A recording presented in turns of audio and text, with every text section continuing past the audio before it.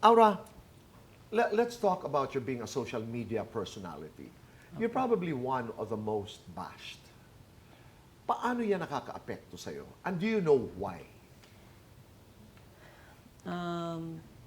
Actually, Tito Boy, alam ko naman po kung saan siya nagsimula po. Of course, sa pagkakamaling nagawa ko po way back 2023. Pero, after nun, Tito Boy, the rest, hindi ko na po alam kung saan pa po nanggagaling yung ibang bash or yung hatred sa akin.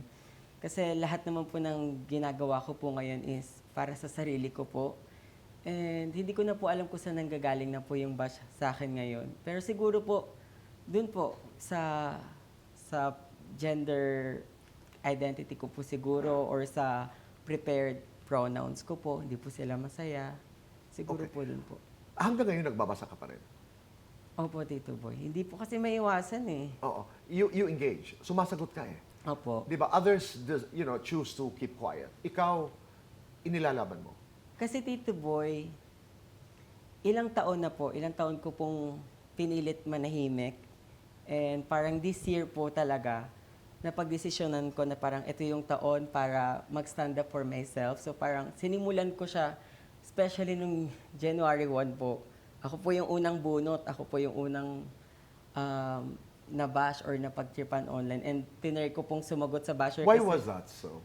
Kasi bagong taon po, binabash po ako. So sumagot po ako nung Ano yung dahilan kung ba't ka binabash? yung about naman po sa veneers ko or sa ngipin ko. So, Kesyo ganito daw po, kesyo okay. ganyan. Tapos January 1, parang, oo, sumagot po ako. Tapos parang pre-promise ko po sa sarili ko na ito yung taon na hindi ako papayag bulihin, hindi ako papayag i-bash ng walang dahilan. So parang this year, yun yung promise ko sa sarili ko, mag-stand up for myself.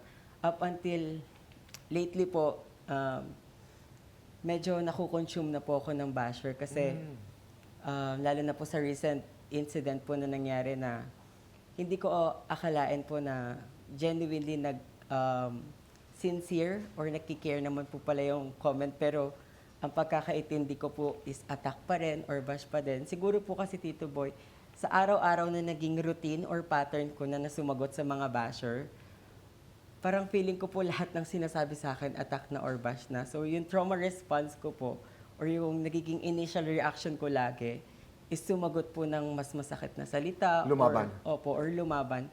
So, ang tendency po, hindi na po ako nakakapag-isip minsan ng maayos or bumababa po yung pag-unawa ko kasi mas nangingibabaw po yung pagtayo ko para sa sarili ko.